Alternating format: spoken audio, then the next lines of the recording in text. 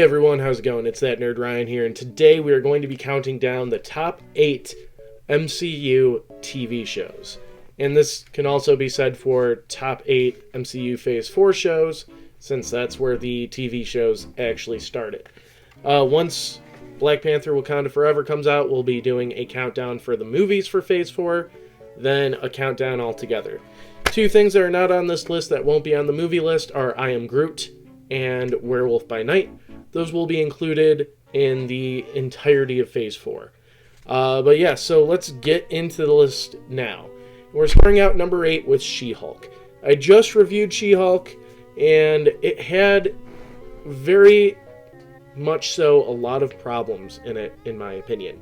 It had some good situations and stuff like that, but it was also just very boring of a show, and it kind of just ends, which I took issue with. But yeah, it just wasn't that enjoyable of a show in my opinion. There was stuff that they could have done to make it better. Did feel like it was a cameo fest. It also felt a little preachy at times, and then also just the humor in it wasn't that funny. Number 7 is The Falcon and the Winter Soldier.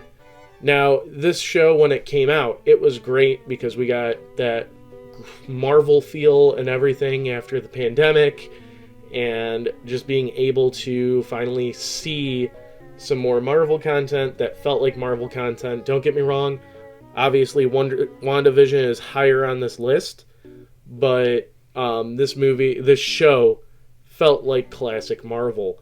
However, that was the other issue with it, is a lot of these shows felt very, nuanced. This one just felt like a Marvel movie. It felt it all the way through and everything like that.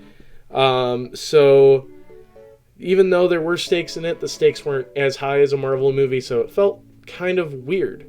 It felt like an early Phase 1 sort of situation where, we're introducing the hero through a low-level villain that the stakes aren't truly super high, but later on the lines, maybe they could be.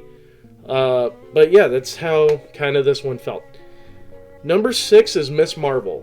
Out of this year, I think it was a very good standout of a show. I did enjoy it a lot. I just enjoyed everything else a little bit more. But the characters, the story, everything was great in this show.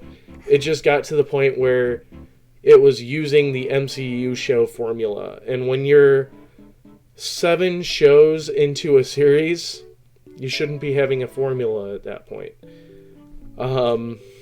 So yeah. Number 5 is What If. Lost my card.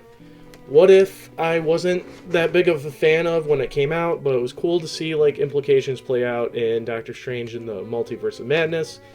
And I really like the idea of it being an anthology and everything like that, and just these scenarios are actually very cool in my opinion. I can't wait to see more scenarios. Sorry about the sound effects. Number 4 is WandaVision. It was a great setup for the first 3 episodes, and then episodes 5 and 6. After that, it got a little wacky. It got a little not the feeling, but it was still a really cool concept. And again, I love seeing the payoff of what we got in Doctor Strange and the Multiverse of Madness. I can't wait to see these other shows kind of tie into other stuff. Number 3 is Moon Knight. Again, great breath of fresh air, great story, great keeping you guessing and everything like that. I really, really, really enjoyed that for the MCU. It was great. Number 2 is Hawkeye.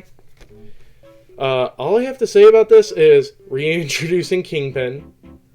Christmas, I love Christmas. Haley Steinfeld, my celebrity crush. And finally Hawkeye getting some attention. I really like that about the show. All those 4 things that really made it for me. And there's a scene that lives in my head rent-free of the car chase scene how much that just encompasses the whole show and how much I enjoyed it. And number 1 is Loki. Now, this was one when I originally watched it, I wasn't that big of a fan of, but, like, after kind of letting it marinate and stuff like that, this show probably did the best job of, one, taking it seriously, but also not taking it seriously, expanding the story, expanding the multiverse, expanding everything. This show had a lot on its shoulders, and it executed it perfectly. So yeah, that's ranking that's ranking all 8 MCU TV shows. So I hope you guys enjoyed the video. Be sure to leave a like, comment, subscribe, ring that bell, and follow me on all my social media down below. It's that Nerd Ryan telling you, have an amazing day.